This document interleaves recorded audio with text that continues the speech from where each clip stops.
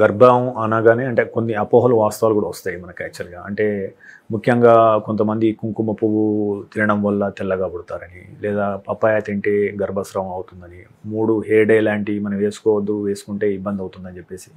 So మీ దగ్గరికి కూడా ఇవి ఏమైనా అపోహలు వచ్చాయా? సో మీరు బాగా విన్న ఈ అపోహలతో పాటు ఎలాంటి అపోహలు విన్నారు, వాస్తవాలు ఏంటి? కామన్గా అడిగే క్వశ్చన్ ఏంటంటే బొప్పాయికాయ, పపాయ, పైనాపిల్ ఇట్లాంటివి ప్రెగ్నెన్సీలో తినకూడదు అని పెద్దవాళ్ళు చెప్పారు. అయ్యో మేడం, నేను ప్రెగ్నెన్సీ పాజిటివ్ వచ్చిందని తెలియక నేను బొప్పాయికాయ తినేసాను మేడం, నాకు ఇప్పుడు అబార్షన్ అవుతుందా? చాలా మంది కంగారుగా వచ్చి అడిగే క్వశ్చన్ ఇది. As a scientifically papaya, pineapple తినటం వల్ల మనకి ప్రెగ్నెన్సీలో అబార్షన్ జరగటం అన్నది జరగదు. ఓకే, సో మేము చూసాము, మా వాళ్ళు తెలిసిన వాళ్ళు ఇలా బొప్పాస్కాయ తిన్నారు, తిన్న వెంటనే అబార్షన్ అయిపోయింది అని అంటారు. సో అబార్షన్ ఎప్పుడైనా మనకి ప్రెగ్నెన్సీ అన్హెల్దీగా ఉంటే అవుతుంది. సో మనం ఏదైనా తినటం వల్ల దానివల్ల అన్నది అబార్షన్ జరగటం అన్నది జరగదు. ఓకే, సో ఆ ప్రెగ్నెన్సీ ప్రాబబ్లీ వాళ్ళకి అన్హెల్దీగా ఉండటం వల్ల బాడీనే రిజెక్ట్ చేసేసి ఉండొచ్చు.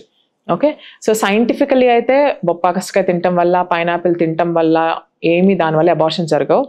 అండ్ చాలా మంది ఫ్రూట్ సలాడ్లో పైనాపిల్ ముక్క తినేసాను మేడం అని నెక్స్ట్ డే పరిగెట్టుకుంటూ వస్తారు. ఓకే, సో అలా కంగారు పడాల్సిన అవసరం లేదు.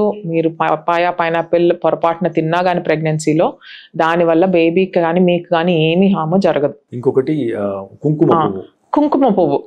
Okay, it's very nice to know that healthy items include చేస్తూ ఉంటారు ప్రెగ్నెన్సీలోని. సో కుంకుమ పువ్వు వల్ల కలర్ మారుతుంది అంటే పాల కలర్ మీకు కొంచెం కలర్ మారుతుంది తప్ప బేబీ కలర్ అన్నది మారదండి. It is healthy. If you want you can add, మీ ఫుడ్లో యాడ్ చేసుకోవచ్చు. కానీ బేబీ కలర్ అన్నది మనకి ఆ మదర్ నుంచి వచ్చే జీన్స్, ఫాదర్ నుంచి వచ్చే జీన్స్ ద్వారా డిటర్మైన్ అవుతుందండి. సో బేబీలో జరిగే ప్రతి చేంజ్ అన్నది జెనెటికల్లీ, అంటే వాళ్ళ హైట్ కానీ, వాళ్ళ షేప్ కానీ, వాళ్ళ ఫీచర్స్ కానీ, వాళ్ళ కలర్ కానీ, వాళ్ళు ఫ్యూచర్లో ఎంత హెల్దీగా ఉంటారని కానీ, ఇవన్నీ మనకి జెనెటికల్లీ వాళ్ళ మదర్ నుంచి వచ్చే జీన్స్, వాళ్ళ ఫాదర్ నుంచి వచ్చే జీన్స్. కొన్ని జీన్స్ మదర్ నుంచి వచ్చినవి ఎక్స్ప్రెస్ అవుతాయి, కొన్ని జీన్స్ వాళ్ళ ఫాదర్ నుంచి వచ్చినవి ఎక్స్ప్రెస్ అవుతాయి. సో వాటిలో వన్ ఆఫ్ ద థింగ్సే వాళ్ళ స్కిన్ కలర్ కానీ, హెయిర్ కలర్ కానీ ఇవన్నీ డిటర్మైన్ అవుతాయి. సో మీరు తినే వాటి వల్ల బేబీ కలర్ మారటం అన్నది అపోహ. హెయిర్ డై వేసుకోవచ్చా గర్భిణీలు? యాక్చువల్గా హెయిర్ డైస్ అన్నవి ఫస్ట్ థింగ్ అసలు మన బాడీకి సూట్ అవుతుందా లేదా అక్కడ స్టార్ట్ చేయాలి. అండ్ హెయిర్ డైస్లో కూడా చాలా పారాబెన్స్ అంటారు, అమ్మోనియా అంటారు, వీటి కాంపౌండ్స్తో చేసే హార్ష్ డైస్ ఉంటాయి. దానివల్ల బాడీ రియాక్షన్స్ అనేవి చాలా ఎక్కువగా వస్తూ ఉంటాయి. సో ఏదైనా ప్రోడక్ట్ మనం యూజ్ చేసేటప్పుడు వాటిలో it's better to choose an organic compound. అంటే మన plant based compounds, chemicals mix చేయకుండా ఉన్న కాంపౌండ్స్ ఏమన్నా ఉన్నాయా అని చూసుకోవాలి. ఆర్ మనకి ఆప్షన్ లేదు, నేను ఆర్గానిక్ కాంపౌండ్స్ వాడలేను, నేను ఇదే వాడతాను అని చెప్పాలంటే always do a patch test.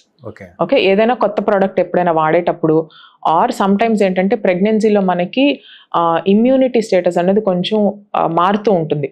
So ఎప్పుడైనా కొత్త ప్రోడక్ట్ యూజ్ చేసేటప్పుడు ప్యాచ్ టెస్ట్ చిన్నగా మనకి ఇయర్ వెనకాల కానీ, చేతిలో ఎల్బో దగ్గర కానీ అట్లాగా ఆ చిన్న ప్యాచ్ టెస్ట్ ఒకటి చేసుకొని ఒక 15-20 మినిట్స్ వెయిట్ చేసి దానివల్ల ఏమైనా స్కిన్ రియాక్షన్ ఏమైనా వస్తుందా రావట్లేదా చూసుకొని, సో సెట్ అయ్యింది అని చెప్పనంటే స్కిన్ రియాక్షన్ ఏం రావట్లేదు, మీ బాడీ దానికి రియాక్ట్ అవ్వట్లేదు అంటే యూజువల్లీ దానివల్ల ప్రెగ్నెన్సీకి బేబీకి ఏమీ హార్మ్ అన్నది జరగదు. సో ఇంకోటి మేడం, గర్భిణీలు కాఫీ తాగవచ్చా? తాగితే ఎంత మేరకు పరిమితం కావాలి? ఓకే, సో కాఫీ ఇష్టమైతే తాగండి, కానీ లిమిటెడ్ మోతాదులో తాగాలి. సో చాలామంది అనుకునేది ఏంటంటే కాఫీయే తాగకూడదు, సో ప్రెగ్నెన్సీలో కాఫీ తాగొద్దన్నారండి అని చెప్పని కూర్చొని they drink lot of tea. Okay, they drink lot of sodas. Okay, it's not coffee కాదండి కల్ప్రిట్, అక్కడ కెఫీన్ అన్న ప్రొడక్ట్. సో చాలా మందికి తెలియని విషయం ఏంటంటే ఈ కెఫీన్ అన్న ప్రొడక్ట్ కాఫీ, టీ కాకుండా వీళ్ళు రెగ్యులర్గా తాగే రెడ్ బుల్, ఓకే, సోడాస్లో కోక్, పెప్సీ, డైట్ కోక్ అని ఏదైతే తాగుతారో వీటిల్లో కెఫీన్ అమౌంట్ అనేది చాలా ఎక్కువగా ఉంటుంది. ఓకే, సో మీరు తీసుకునే ప్రొడక్ట్స్లో, అంటే మీరు జ్యూస్ అనుకొని, మీరు హెల్దీ అనుకొని, దాహం వేస్తుంది మేడం నేను స్ప్రైట్ తాగుతున్నాను, థమ్స్అప్ తాగుతున్నాను, కోక్ తాగుతున్నానని ఫ్యాన్సీగా చెప్తూ ఉంటారు చాలామంది. Okay, so any kind of aerated drinks అంటే ఈ కోక్, కోకా కోలా, పెప్సీ ఇలాంటి వాటిలో రెడ్ బుల్ అండ్ కొత్తగా చాలా పేర్లు వస్తున్నాయి, red colour drinks, orange colour drinks ఇట్లాంటివన్నీ. సో మీరు ఒక్కసారి లేబుల్ చెక్ చేసి దాంట్లో కెఫీన్ మోతాదు ఎంత ఉందో చెక్ చేసుకోవాలి. Okay, according to American guide lines అండి, less than 200 milligrams of caffeine per day is safe. Okay, so ఎలా తెలుస్తుంది మాకు 200 మిల్లీగ్రామ్ ఎంత తీసుకుంటున్నామంటే, యూజువల్గా మనకి ఒక స్ట్రాంగ్ కాఫీ, ఒక 250 ml కప్ ఆఫ్ కాఫీ తీసుకుంటున్నామంటే దాంట్లో about 30 to 40 milligrams of caffeine ఉంటుంది అని అనుకోవచ్చు. సో ఒక 2 cups of coffee per day is normal and it doesn't harm you. అలా కాకుండా కొంతమంది ఎస్ప్రెసో షాట్స్ అని బ్లాక్ కాఫీ తాగుతూ ఉంటారు. సో బ్లాక్ కాఫీ తాగే వాళ్ళు ఎంత కాన్సన్ట్రేటెడ్ కెఫిన్ ఉంటుంది దాంట్లో అని చెక్ చేసుకొని make sure that it is not exceeding ఈ లెవెల్స్. 200 మిల్లీగ్రామ్ దాటకుండా చూసుకోవాలి పర్ డే. ఎందుకంటే కెఫిన్ ఎక్కువ తీసుకోవటం వల్ల మనకి బ్లడ్ సప్లై అనేది బేబీకి సరిగ్గా అందదనమాట.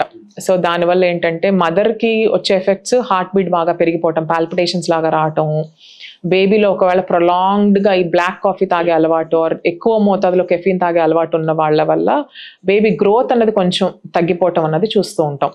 సో జస్ట్ మార్నింగ్ ఒక కాఫీ అలవాటు ఉండి చిన్న కప్ ఆఫ్ కాఫీ ఎవ్రీడే తాగుతున్నా అంటే you can continue drinking coffee. మీరు తీసుకునే అదే మందులు, అదే నాణ్యమైన మందులు, కానీ సగం ధరకే. అవును, మెడ్ ప్లస్ బ్రాండ్స్ పై 50 to 80% తగ్గింపు.